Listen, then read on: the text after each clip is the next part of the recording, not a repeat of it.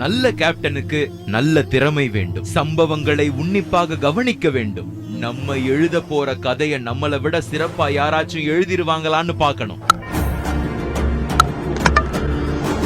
Lenin, Stalin, Hitler எல்லாரும் கஷ்டப்பட்டு சாதிக்க முடிஞ்ச சக்தி இந்த டீம் உங்ககிட்ட கொடுத்து, நீதான் ராஜா, நீதான் மந்திரி, நீ கவனின்னு சொன்னா என்ன செய்வீங்க?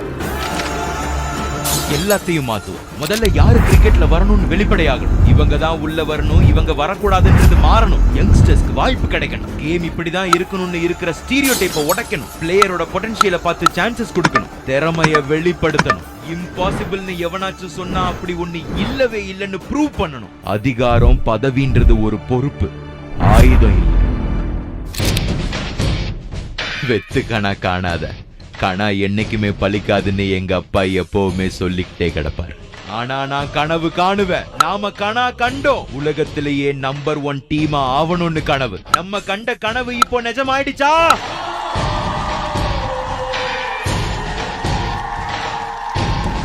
இப்போ இதோட போதுமா? தைரியமா இன்னொரு கனவு காணுவோமா? இன்னொரு சீசன் விளையாடுவோமா? நீர் என்ன ஒழிக்கணும்னு நினைச்சா, என் ஃபார்ம் போயிடணும்னு விருப்பப்பட்டா, தம்பி, இந்த வெற்றியும் வளர்ச்சியும் கடுமையான உழைப்பால வந்தது. நீ மாத்தணும்னா கடுமையா உழைக்கணும். தோனியோட சண்டை போட நீ தோனி ஆகணும். ஆனா தோனி ஒருத்தன் தான்.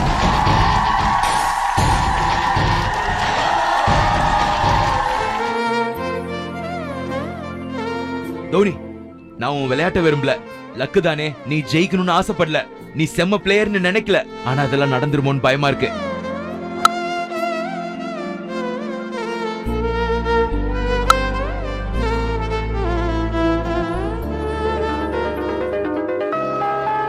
தோனி அவ்வளவு பிரியம் வச்ச இந்தியன் கேப்டன் எங்க ஊருக்கெல்லாம் இல்லாம சென்னைக்கு விளையாடுறாருன்னு நினைக்கிறப்ப அப்படியே கம்பளி பூச்சி ஊர்ற மாதிரி இருக்கு.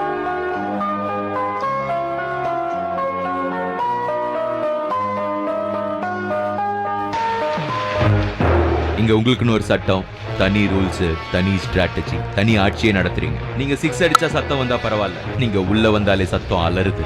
நீங்க பெர்ஃபார்ம் பண்ணி மாஸ் ஆனா பரவாயில்ல, கிரவுண்ட்ல சிரிச்சாலே மாஸ் ஆகுது. நீங்க பார்த்து சொல்றதா டிஆர்எஸ், நீங்க வச்சதா சட்டம். தோனி சார், வரசாதீங்க. உங்களுக்கு என்ன வேணும்? ரிட்டையர் ஆகணும். முடியாது.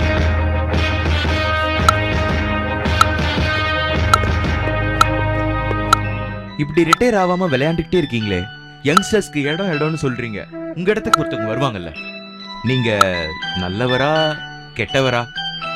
நானும் போயிட்டா IPL இப்ப பாக்குற அளவு பார்க்கவே மாட்டாங்கம்மா. தாங்க மாட்டீங்க. 4 பேருக்கு நல்லதுன்னா எதுவுமே தப்பு இல்லை.